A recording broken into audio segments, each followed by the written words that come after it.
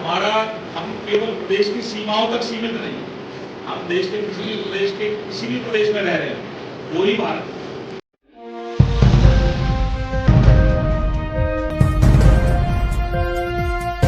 नमस्कार, आप देख रहे हैं नव समाचार। मैं हूं रमाकांत उपाध्याय।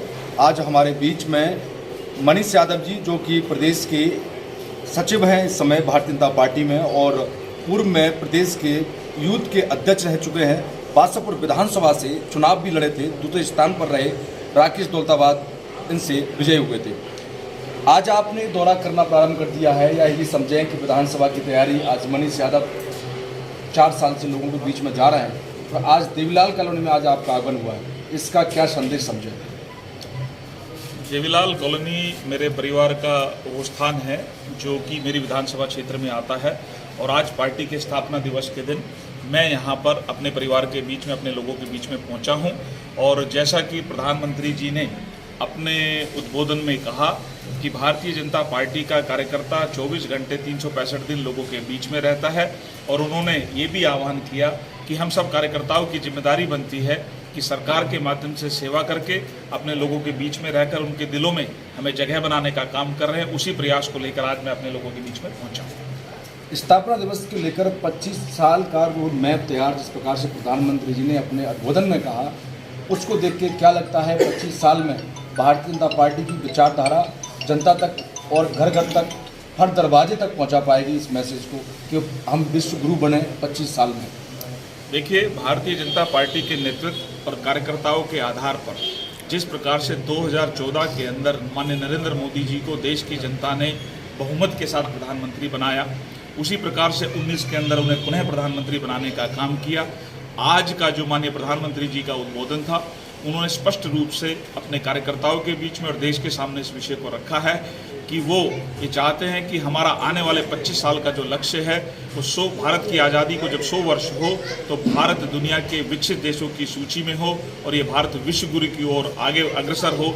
ऐसे संकल्प को लेकर उन्होंने कार्यकर्ताओं से काम करने का आह्वान किया। भूपेंद्र हुड्डा ने एक कार्यक्रम में कहा कि कब विश्व गुरु की बात तो ठीक है, पर आज हमारे प्रदेश के ऊपर दिन प्रतिदिन कर्जा बढ़ता जा रहा है, लोन दर की आय हमसे ज़्यादा है, जबकि अगर देखा जाए जो कि यहाँ पर दर होनी चाहिए, आज हमारी आर्थिक वो बहुत कम होती जा रही है। देखिए, कांग्रेस की हमेशा से देश को गुमराह करने की सोच रही है।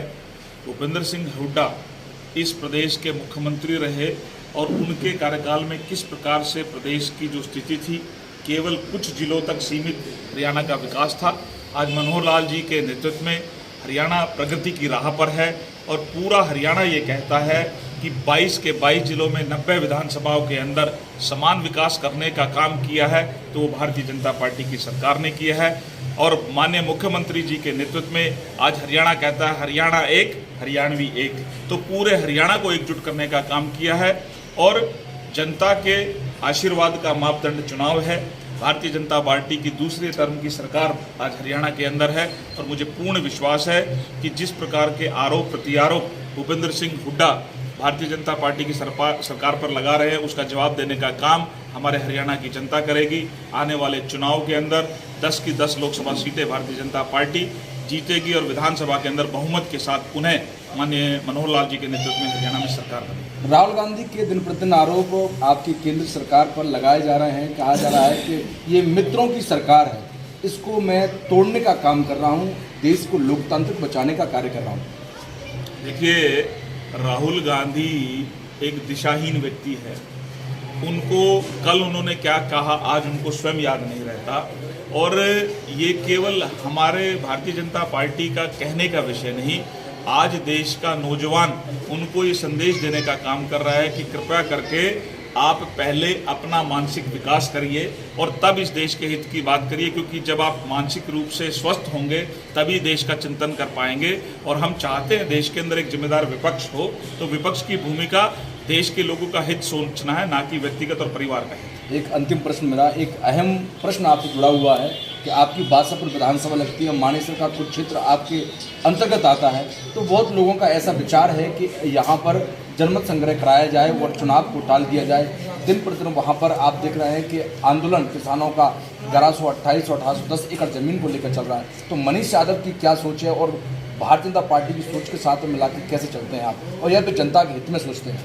देखिए, भारतीय जनता पार्टी की सरकार, संगठन जन भावनाओं के साथ जुड़ा संगठन और सरकार है।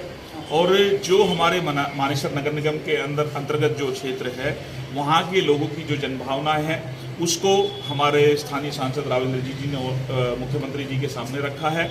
हमने भी उचित प्लेटफॉर्म पे उस बात को रखा है, और जो भी निर्णय होगा वो जनता की भावनाओं को ध्यान में रख के जनता के हित में होगा, ऐसा मेरा मानना है। भारतीय जनता पार्टी के कद्दावर नेता मनीष यादव ने जिस प्रकार से आज कहा कि राहुल गांधी दिशाहीन है, वो अपनी कल की बात को अगर आज याद उनको नहीं रहता है, ऐसे कई विषयों को लेकर उन्होंने कहा कि कांग्रेस का अब दिन प्रतिदिन औसत गिरता जा रहा है, उसका आरोप लगाने की उसकी आदत है। परंतु आज देश की जनता आज हमारे साथ में है और लोकसभा में हरियाणा में 10 में से 10 सीटें हम इस बार लेके आएंगे प्रदेश के अंदर।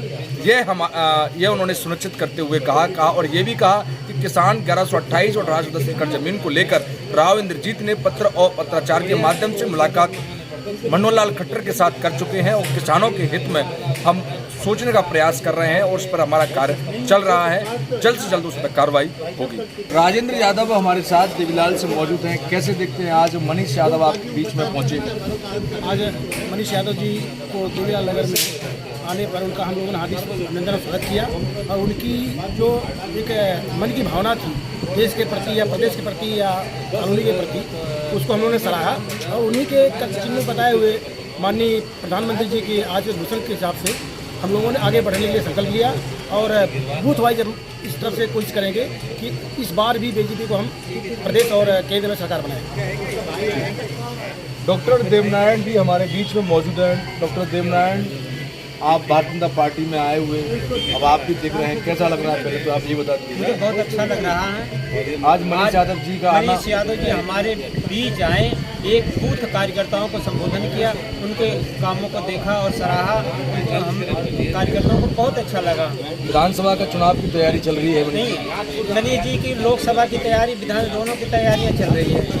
उसके अंतर्गत आज प्रधानमंत्री का जो देश जोड़ो हर घर हर तिरंगा फहराया जाए, हर बूथ पे कुछ कार्यक्रम के तहत आज हमने वो कार्य किया है। हर बूथ पे जाके हर पन्ना प्रमुख के घर पे झंडा फहराने का। क्या नाम है?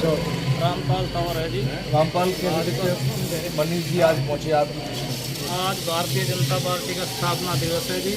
स्थापना दिवस पे मनीष जी हमारे क्षेत्र में आए और पार्टी की रीति और नीतियों के बारे में बताया, और पार्टी की रीति नीति को आगे बढ़ाते हुए पार्टी का ध्वजारोहण करा, और पार्टी के यही संदेश देते हैं कि भारतीय मोदी जी के कामों को कोई झुटला नहीं सकता जी। देश की सड़कें हो, किसान के लिए काम हो, या किसी भी मुद्दे पे काम हो, देश में ऐसी ऐसी सड़कें बनाई हैं जिस पे चलते हुए लोगों को गर्व होता है। मोदी जी की रीति और नीतियों को लेके हम इस देश के भाजपा को जब भारी बहुमतों से जिताने का काम करेंगे जी।